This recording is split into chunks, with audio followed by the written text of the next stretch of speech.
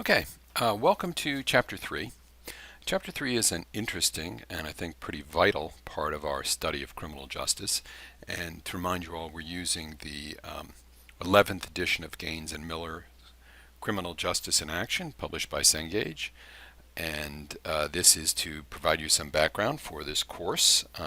Some of you will be taking this in a hybrid where we'll have lectures using these. We'll be able to expand on a little bit, but a lot of you are doing this online, so these are being provided so you have a foundation. This chapter is all about giving us facts upon which we can make rational decisions. When you're having an intellectual discussion, when you're making a plan of what to do in the future, it's important that there are an agreed upon set of facts in which we can base our decisions and our opinions. If it is simply an argument of my opinion is this and your opinion is that, we're never going to reach a conclusion because there's no reason for you to change your mind or me to change mine. But with new facts, you can demonstrate to someone who says, well, I think the sun rises in the west, and you say, well, let's get up in the morning, and lo and behold, it comes up in the east. Now, if he's a rational person, if you can have an intellectual debate with him, then he will acknowledge, okay, so I have to change my opinion about where the sun rises. Okay, so a few questions to ask. And again, these are just things going through the chapter, I think, that are helpful to look at. The first question is one that really doesn't occur to a lot of people, but I think it's an important kind of thing to keep in the back of your mind. Why is there division between the civil and the criminal law? Now, we know that, broadly speaking, you can divide the law into the criminal law, where the state prosecutes someone, and the civil law, where they say, well, this is not criminal. If you want to use our courts, you can, but you have to pay for it. You have to sue somebody. Pardon me while I sip my coffee. Why? Why did we do that? Why not make everything one or the other? So who benefits from this division? Who's harmed from this division? And then you can ask, well, how did it get set up in the first place? Second major question I think that's important, and this is something I go back to time and time again in these lectures, is we operate on our perception of the truth. Why is our perception of crime different than the reality of crime? And of course, there's going to be some explanations offered by your book for this question, at least tangentially. And you have to ask yourself, when someone says this is the reason for something, even if your professor says that, I really think it's important for students to challenge their professors to say, well, Mr. Chapman believes this, but why does he believe it? Maybe he's wrong, or I think he's wrong. And then ask, why am I focusing on this point and not that point? So what does your book do here? What does it say is the answer to some of the questions we ask in this chapter? Okay, again, these are those learning objectives. You, as students, don't have to pay much attention to them immediately. They're really just what we hope to look at overall in this chapter as a foundation going forward. Okay, so the first thing, of course, as I said in that introduction about asking questions, is there are two separate legal systems, the civil side of the law and the criminal side of the law. And you have to understand that they have different terminologies. So you don't have a prosecutor and a criminal, someone who's been arrested, a defendant. You have litigants. You have the person who is suing and the person who's being sued. You have different goals. One, in the criminal justice system, you might be trying to put someone in prison. You might be trying to execute them. You might be trying to fine them.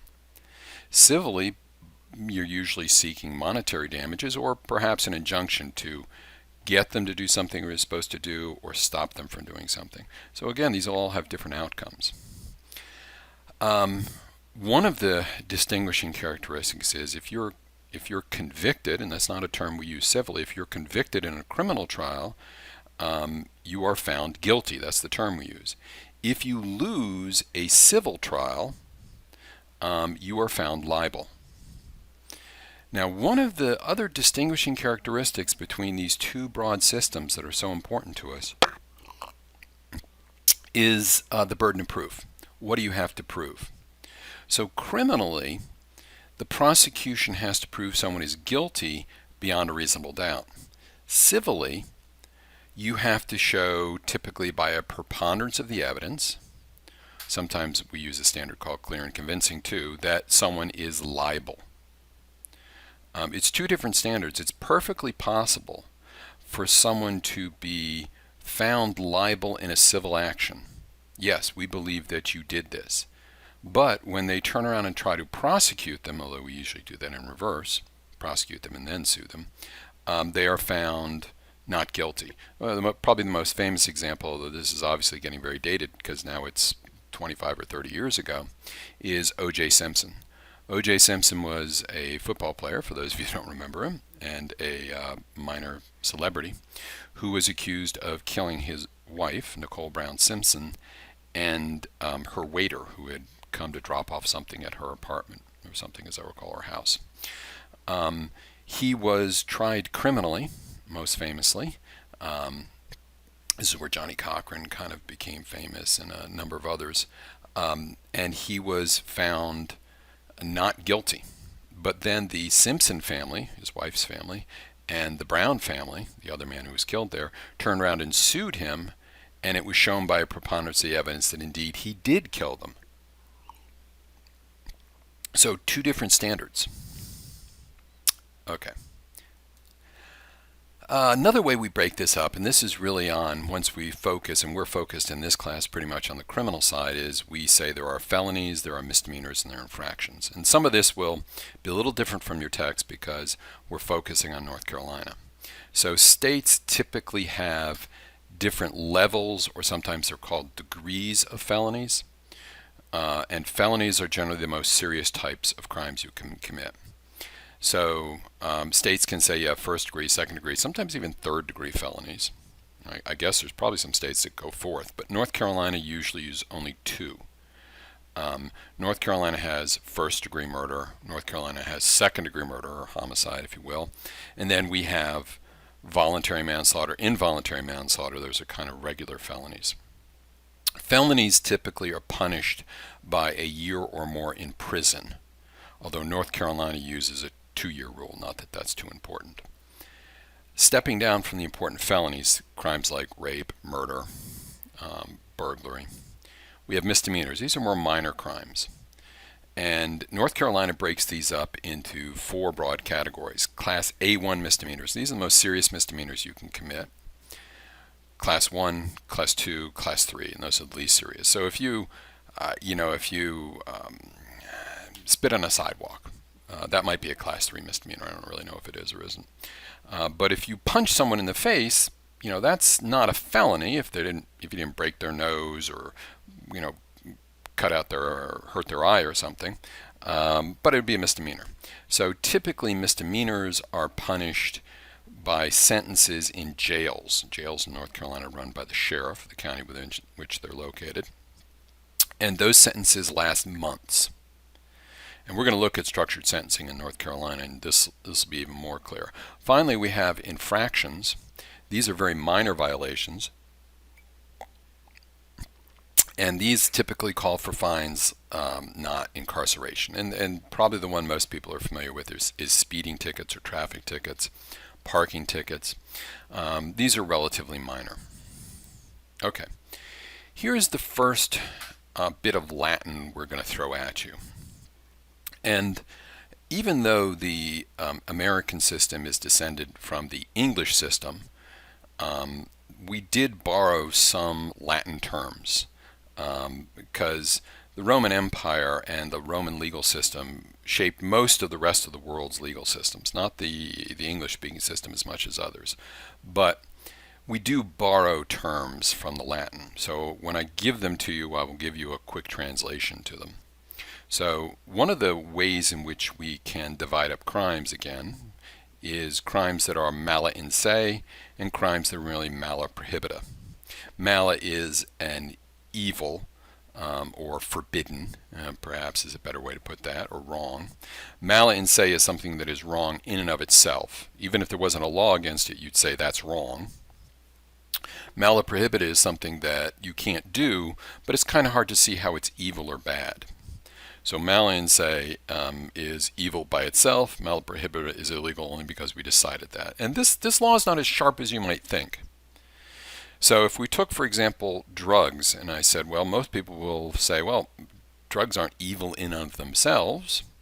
You know, if I want to smoke a joint or if I want to drink a little bit underage, that's not evil.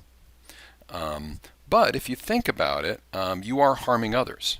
You know, if you drink underage and then you go out and drive a car and hurt somebody, this harmless act has now become very deadly in its consequences. So one of the things about mala prohibita is it's harder to point to an individual directly being harmed to it, but it's easier to say society suffers a greater injury. Okay. So we can look at comparative criminal justice. We can look at how different countries do this, and I like how your book, or I like how we can talk about this, because in 2003, this debate between something that's mala prohibita and mal-in-se really is brought forward in New Zealand because they had legalized prostitution under certain conditions. So this kind of points out how it's not as easy to see that, oh, well, you know, is prostitution a victimless crime? By legalizing it, yeah, you're getting rid of something, in fact, that's evil. You can, in some ways, protect sex workers. But in another way, you might be promoting human trafficking. More people might be compelled to go into it if it's legal and there's less of a criminal oversight. Traditionally, prostitution has been seen in the Western world at least, in the Western modern world at least, as evil or sinful. But not everyone accepts this label, that it is a mal-in-se, evil in of itself. Some people say it's merely mala prohibita, and other people say it's neither. Okay, let's talk about measuring crime. What can be determined objectively? And remember, objectively is you and I can both look out the window and we see a car, and I say the car is red, and you say, yep, it's red. Now we have objectively determined, because we are two observers seeing the same thing, and we understand what it is and we agree what it is. Data is objective if each person recognizes it is true. So for example, 1 + 1 = 2. Objective data tends to be seen as more scientific because you can measure it, you can record it, and importantly, you can repeat this data. But there's also subjective data. So subjective data is a little bit different. Subjective data says, you know, this was my experience. You weren't there, but I'm going to tell you. It can be anecdotal. It can be an individual's experience, like I was robbed last week, or I was insulted last week. Wait, I didn't insult you. Yes, you did. My subjective experience is you insulted me. My subjective experience is no, I didn't. And I might have said something. I might have used an inappropriate term or slang. And you might say, well, I heard you say this word. And I come back and I say, well, I didn't say this word. I said another word. That's one of the reasons typically why we prefer more objective information and wider information we can check. So for example, some of you will get this video game reference, I guess computer game reference, is 45 people were robbed in Raccoon City last week. Well, that gives you a nice hard number you can look at, as opposed to, I say I was robbed. That's more subjective. Now, we may be able to determine objectively you were robbed, but it's more difficult. Okay, so where do we get our data? And this is where we introduce arguably the most important database in criminal justice, the UCR, the Uniform Crime Report. So what is it? In the 1930s, about the time, remember, if we go back to when the political model of policing and criminal justice was giving rise to this reform model we talked about, people started realizing, well, you know, we're going to make decisions. If we're not going to make them in a political sense, which can be very subjective, we're going to need to make them in a rational or scientific sense. We need good data.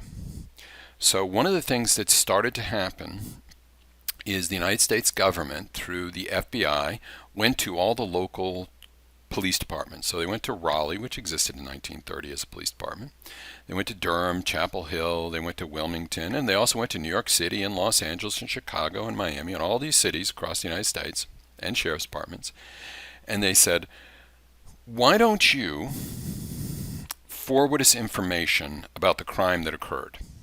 And we're going to break this data you report to us first into two large parts. Part 1, UCR, which is the very serious crimes, and Part 2, which are the less serious. And we're really interested in Part 1, but we'd like Part 2.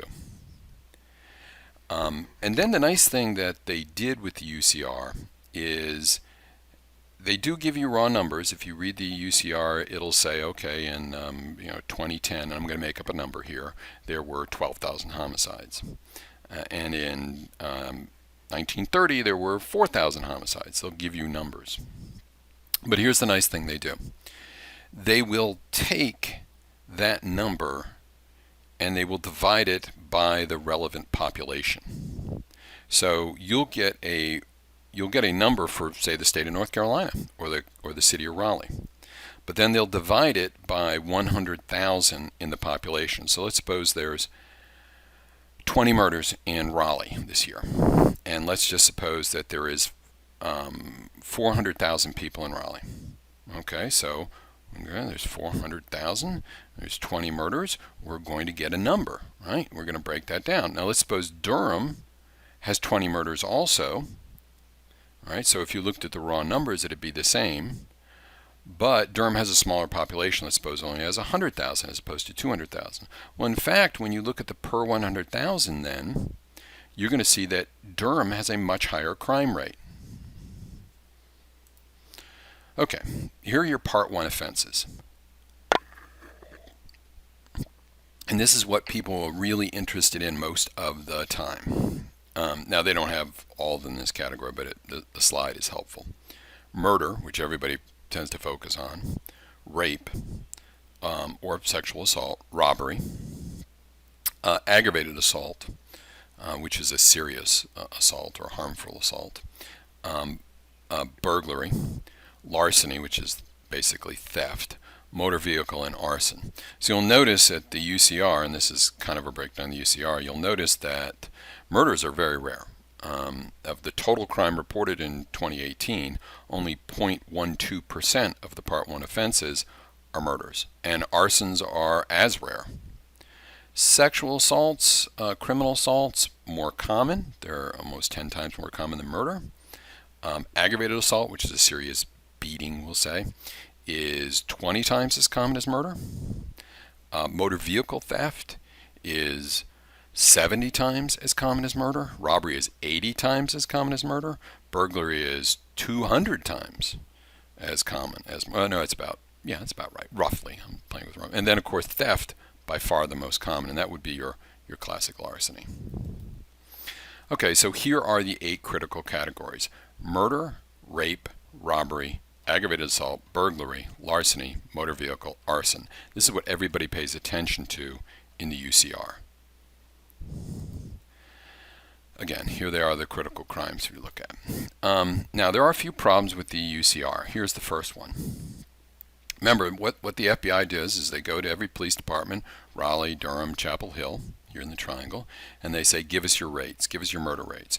Well, you have to remember that some crime goes undetected or some time goes unreported. So let's suppose a family has an argument and they have a special needs child who strikes out violently and harms a family member. Maybe he or she pushes the family member and they fall and they break their arm. Well, that is technically an assault. Okay? That is technically an aggravated assault because a broken bone is a serious injury. That won't be reported probably to the UCR. So this crime occurred, but because the parties that did it didn't want to, it won't be reported. Now, that would be something you'd be understandable about, but it could be much darker than that. There was a TV program which I never watched called, it was something like 18 and Counting, but anyway, it was a large family called the Duggars who were part of a movement with lots and lots of children. Well, one of the things that was apparently going on was one of the male children was molesting or assaulting some of his siblings, and it wasn't reported. And it wasn't reported, of course, because there could be a multitude of reasons, some of which are somewhat reasonable. Do you really want to throw your son into the criminal justice system? Some of which could be very unreasonable, like, well, it's more important that he doesn't go to jail than the daughter doesn't get raped or does get raped. So that's pretty horrible. There also can be problems looking at UCR numbers about what a crime is. So here's a quick example in North Carolina. If we go back there, well, we're not going to go back, but if you were to go back, it says rape or sexual assault. Well, rape in North Carolina has a very specific meaning. What North Carolina has done is there is rape, which in North Carolina involves the penetration of a vagina by a penis, and then there's sexual assault, which is every other sexual act you could think about. Forced oral sex, compelled anal sex, sexual battery, anything like that, okay? But it wouldn't be classified as rape. Now, the penalties are in fact identical. First-degree rape and first-degree sexual assault in North Carolina carry identical penalties. But here's the problem. If you were just going to compare rape rates in, say, North Carolina and rape rates in South Carolina may use the term rape to include everything. So sometimes because of differences in definitions, numbers might be different. Also, a cleared case is not necessarily a solved case. Police departments are very often pressured to close cases and increase their clearance rate. Now, some police departments resist this, some are not as good. Okay, there are a few alternatives. So here's the big one. Let's reform the UCR. So what we did starting about 1989, first as a supplement, then as kind of a replacement of the UCR. Now about 36% of agencies use the National Incident-Based Reporting System, although everybody still calls it the UCR. And one of the things about the NIBRS is you ask for more data. In part, I think, because computers have made it easier to provide more data. There's more information on ages and sexes and races of victims and offenders. But the other major way, and this kind of moves us out of the strictly objective, more to the subjective, are victim surveys. So as opposed to saying how many crimes have been reported, you go out, you take a statistical sample and call people up or interview people and say, were you a victim of crime and which crime was it? So the difference between reported crimes and actual crimes is called the dark figure of crime. Now, victim surveys are helpful, and the largest national victim survey, the NCVS, National Crimes Victim Survey, surveys thousands of people. It's one of the largest surveys conducted regularly in the world. And it does eliminate some of the bias you might get from police reports, but it's got its own problems, because I may call you up and say, were you the victim of assault? Did someone hit you? And you might have been pushing someone and shoving someone and knocking them down, and they stood up and they hit you back. And you might say, well, yeah, I was assaulted.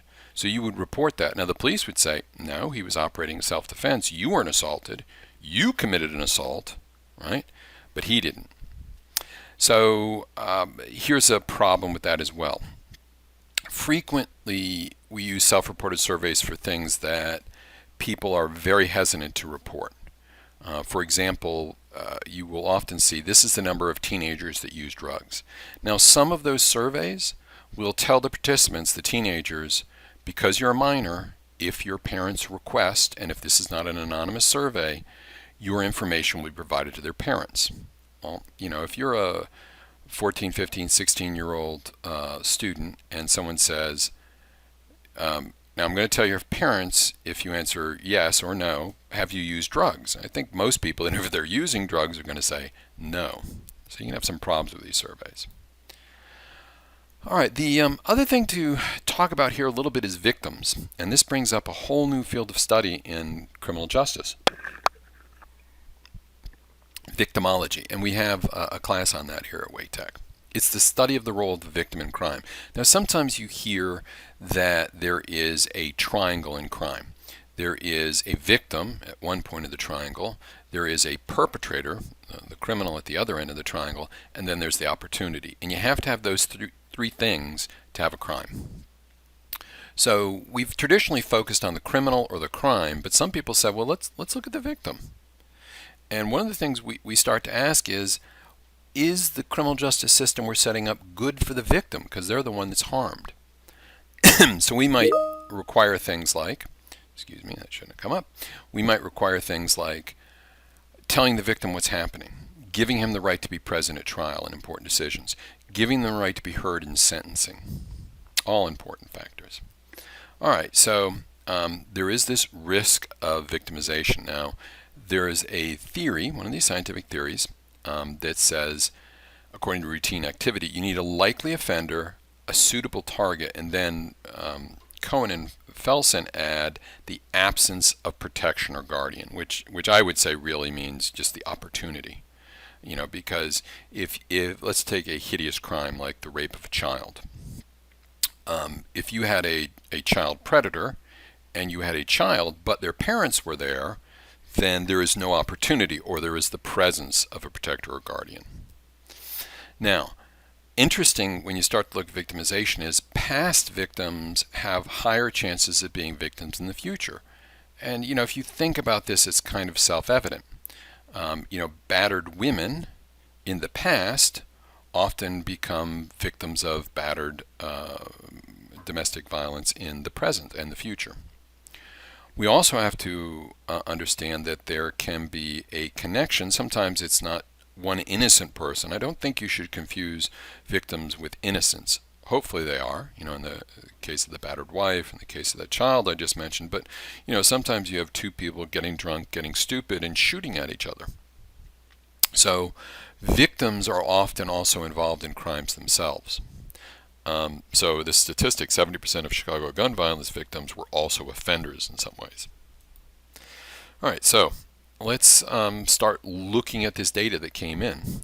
The public, remember, is driven by what they think is true, not necessarily what is actually true. So because of this, because of what they believe, it has an impact. One of the things they might believe is, well, let's give people long prison terms. Well, this is a good idea if you are identifying those people in the future who are going to commit more crimes. It's not a good idea if those people aren't going to commit more crimes in the future if you're trying to lower crime rate as opposed to punishment. Better law enforcement. Rates of deterrence are very difficult to measure. Because, one of the things, if you look at the percentage of crimes that were solved in the past, if we looked at homicides, you'll see that we've solved fewer homicides today. Yet, and this is counterintuitive, there are fewer homicides today. So if you're saying, well, people won't commit murder because they're afraid they're caught, well, more people were being caught in the past and there were more murders. Fewer people are being caught today and there are fewer murders. So your statement would be illogical. Another reason about the crime trends in the United States is younger men. These are some of the explanations your book offers, by the way, is that there are typically crime is a young man's game. As the number of young men in society decreases, so will crime rate. Now that's really statistically and objectively and unarguable. The other one is the decline in drug prosecutions, which I would take with a grain of salt, but we'll talk about that. Here is your rate of crime, and this is just astounding for most people. So really it peaks in the 1990s. We're looking at the crime rate in the United States overall. Now this is not from some, not to denigrate the left, but this is not from some lefty, soft on crime chart. This is from the FBI. These are from the people that chase the bad guys. These are from the right. You'll notice that the crime rate in the United States, and we're just looking at very raw numbers, these per 100,000, pointing to UCR, is up over about 750. And then we fast forward to 2019, right before the pandemic, and you'll notice that we're down around 350, 370. So we've seen the crime rate in the United States has fallen by 50%. Which is simply astounding that we don't appreciate. So the other interesting thing, and we'll look at these charts. Now the interesting thing about these is that they take the National Crime Victim Survey, remember that one that asks people if they're the victim of crimes, and then they take the UCR. So here's the fascinating things about these is traditionally there was this gap, and I'm hoping you can see my little arrow here, this gap here, that's the dark figure of crime, but you'll notice it got narrow in all these charts. And what that means is that there's more crime that's being registered. And this is important because if I say, okay, crime has overall fallen by 50%, but let's suppose it was much, much higher than we thought because of the crime victim survey, okay? Well, all of a sudden, the new crime rates look even better. Crime might not have just fallen, 50%. It might have fallen 70 or 80%. Okay, so one of the things we start to do, and some of the things you should ask is, if crime occurred that didn't get reported, the dark figure of crime, but over time, if more is reported, then crime should have gone up, but instead it's gone down. So basically, by merging together the UCR, the Uniform Crime Reports, and the National Crime Victim Survey, crime hasn't just fallen by 50, but maybe by 70 or 80% in the United States, which is astounding if you think about it. But remember I started talking about that's not what the public believes. Here in these two charts, here's the red chart. This is the National Crime Victim Survey, and you'll notice, yeah, okay, looks what we talked about, went from about 80 to 20. Pretty dramatic, right? But what's the public perception? The public believes crime is much higher. So now we have what you could call not the dark figure of crime that's occurring that the public doesn't know about, but imaginary crime. The public believes crime's occurring when it isn't actually happening. So, one of the things this book does is it offers explanations. I want to give you a few. Now, some of these I picked just to get people mad. Some of them I went out, and I'm not necessarily agree with any of these. But I want you as students to say, well, abortion, that has nothing to do with crime. I'm going to go look up the data. Maybe it does, maybe it doesn't. Or, oh, here's the problem. You didn't control for this factor. Lead has an impact of crime. I don't believe it. I'm going to go out and look at others. So let me just offer some of these to stimulate you to investigate further. Here's a first one. Let's just suppose that crime is committed starting on your 18th birthday, 18th, 19th birthday. That's probably a little late, but we'll say the onset of crime is 18. Abortion becomes widely legal in the United States after Roe v. Wade, and we'll say that's in 1973. There's a 9-month lag. So basically, starting in 1991, there are going to be fewer babies born to women who didn't want those babies. That would mean that a whole generation of children doesn't grow up who would be unwanted and loved and potentially abused. Therefore, by legalizing abortion, you can lower your crime rate. Now, again, this is to challenge you, not for you to accept at face value. Go out and look. Go out and look at other countries. When did they legalize abortion? Did they see that same decline 18, 20 years later? Has it continued? Well, what about the access to birth control? Wouldn't that do the same thing? If birth control becomes widely available, then there'd be fewer unwanted children. Maybe I should look at that. Second one, and this goes back, hearkening back to what your book talked about, the decline of young adults. Demographically, as a percentage of society, there are fewer young males. As the number of males in society decreases, young males, you're going to have a lower crime rate. Again, look it up. Environmental improvements. Now, I know we're all concerned, and we should be concerned about things like global warming and flooding and temperature change and wildfires, but one of the things that we have been successfully addressing is the presence of certain toxins in our environment. Now, maybe they've been replaced with plastic, but one of the things that happened was we eliminated the wide-scale use of lead in many domestic products. The two big ones here would be paint and gasoline. Prior to, again, the 1970s, we had lead in our gasoline, so there was a lot of lead in the environment.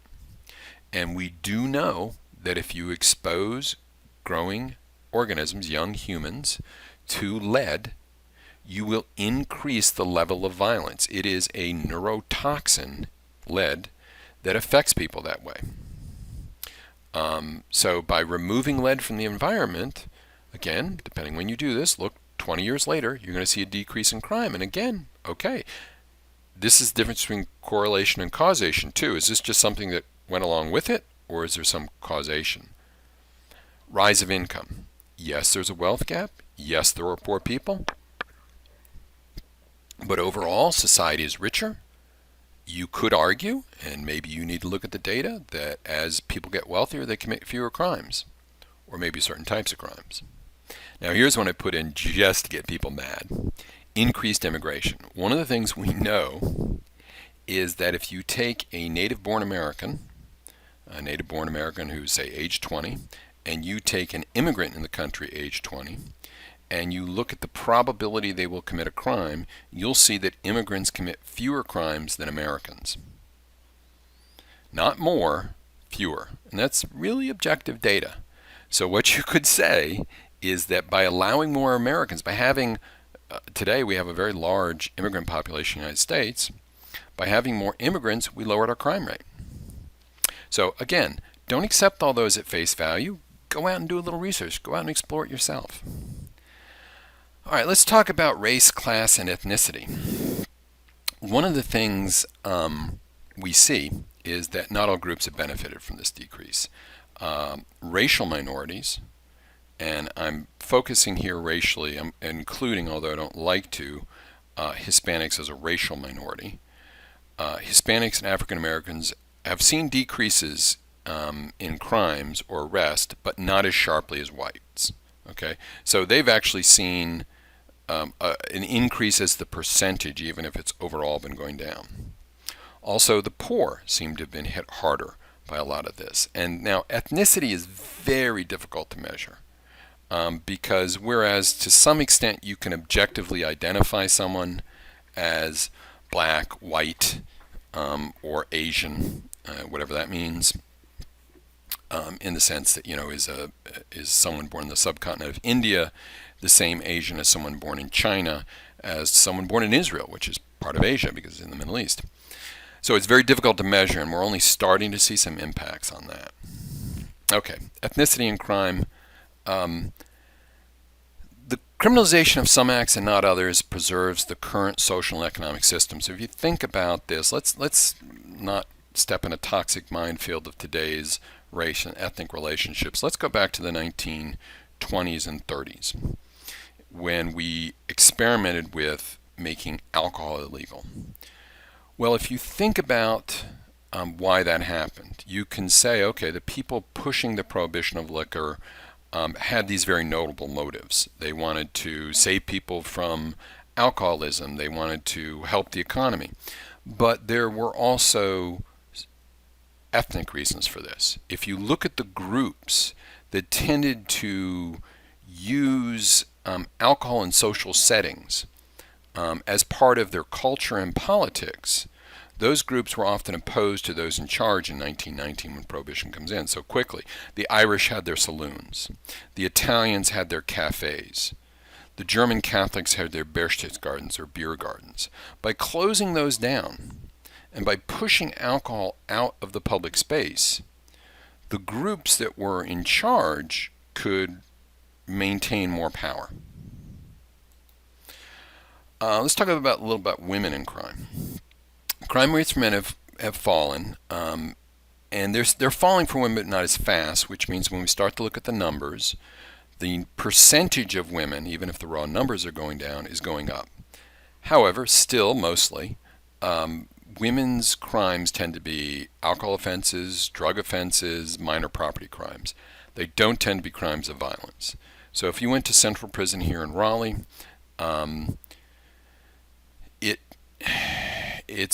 Central is a males-only prison, but if you compared the number of people incarcerated For homicides in North Carolina, you're going to see a ratio of about 9 to 1, 8 to 1, sometimes 10 to 1.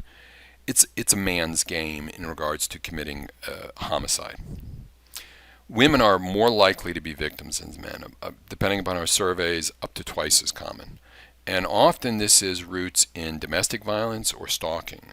For example, about 1 in 10 women actually report a rape versus 1 in 45 men reporting rapes. Now, that report, you notice that, would be an interesting analysis of that dark figure of crime, because there's still in American society a degree of social disapproval, a ridicule of a man who claims he was sexually assaulted by a woman.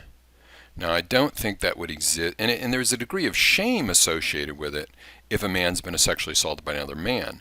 So I think it would be interesting if you looked at those numbers and you said, okay, here's the reported rape rate, the UCR rate. Here's the National Crime Victim Survey, right? And what does that tell us? What's the gap there? Okay, about 11%. Let's talk about mental illness, because we just had this terrible shooting in Uvalde, and one of the things that is talked about is, well, we got to get people who are mentally ill away from buying guns. About 11% of American adults have some form of mental illness. Now, by some form of mental illness, this can be as minor as depression or as significant as schizophrenia.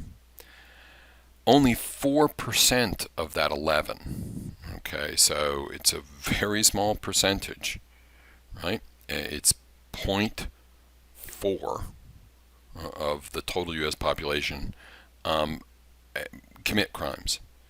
So it is not just the mentally ill who are committing crimes. The most significant issue, I guess, got a misspelling there, is drug abuse as part of mental illness, followed by schizophrenia or bipolar disorder. Now, flipping this around, if you're mentally ill, okay, you're far more likely to be a victim of crime than you are to be a perpetrator. So, as opposed to focusing on, well, we've got to go after the mentally ill to some extent to lower crime rates, yeah, go after them in the sense of making sure they're protected would probably lower crime rates faster or more efficiently. All right, I like this chart for a lot of reasons, and again, this is a per 100,000. So the first thing you should look at is, there are the people locked up. Now, you'll notice that in the United States, we used to combine those two numbers, and there was a fairly big gap between it. There were more people in mental hospitals than there were in prisons, by about a 3 to 1 ratio. So if you went back to the 1940s and you looked at your prisons per 100,000, there'd be, I'm going to make up a number here, 1 million people. Okay, but there would be 3 million people in mental institutions. So starting in the 1960s and 70s, we decided to close our large mental hospitals in the United States. And there's lots of reasons for what has been called deinstitutionalization. But basically, you'll notice that all of a sudden, that sort of light brownish tan line goes from 600 adults per 100,000 to almost none. But you'll also notice that the people in prison goes up dramatically. So what's really happening here is a lot of the mentally ill that previously would have been institutionalized wound up in prison. And again, if you went on a tour of Central Prison with us here in Raleigh, and you got to talk to some of the docs there, because there's kind of a little hospital clinic there. Actually, it isn't a little hospital. Yeah, they would tell you, oh yeah, a lot of the inmates here in Central Prison are on anti-schizophrenic or antidepressants. There's a lot of mental illness in prisons, which makes it very difficult to run prisons, but begs the question, is this the best place to put people? All right. let's talk about homelessness. And I was trying to think of something to engage you, and I want to talk about policy matters. One of the things we know now in 21st century America in 2022 is that there's a critical shortage of affordable housing. You cannot find places to live. There is no city in the United States where if you earned a minimum wage, you would have enough money to live. It's simply impossible. Now, if people can't find, and a lot of these people are going to essentially be at the lowest level of economic opportunity. Many cities make it illegal to sleep outside or in public places. And very often, one of the things you hear, and I've seen it in Raleigh, is citizens want the homeless population out of their sight. And you will see things like people getting tickets for sleeping in public or being homeless, essentially. Sometimes, states and cities have criminalized the feeding of the homeless. Now, ironically, what can happen is if you're a homeless man or a homeless family or a woman with children, you don't have a home, and you sleep outside and you get a ticket, you're going to get a criminal record. You can even be arrested. Your children could be taken away. Now, when you find a place to rent, one of the things they're going to ask you when you rent is, have you ever been arrested? Yes. So, did criminalizing this solve the issue, or did it make it worse? So, and this is one of those things, objectively, subjectively, from whose point of view? If I'm running a business and there's a lot of homeless people in front of it, and I can't make a living, I want action taken. I want them gone. If I'm a homeless person and I need a place to stay, I want to be able to sleep on a bench or in the alley. Oh, something to think about. Okay, here is a breakdown of home prices, rent, and income. And you can see that up and through the 1970s, they're all pretty close. But then gradually, home prices really have become almost impossible. And then rental prices are increasingly out of reach. So I think part of what has happened is that those who had money, of course, have homes, self-reinforcing. Those that couldn't afford homes, at least initially, could afford rent. But now as this gap increases, the gap between income and home, fewer people can afford it, and we have more of a problem, which can lead to more crime. Okay. I hope you enjoyed the lecture. I hope I stimulated you to think about some of these issues. When we return, we'll pick up with our next chapter. Have a good day, evening, afternoon, or late night.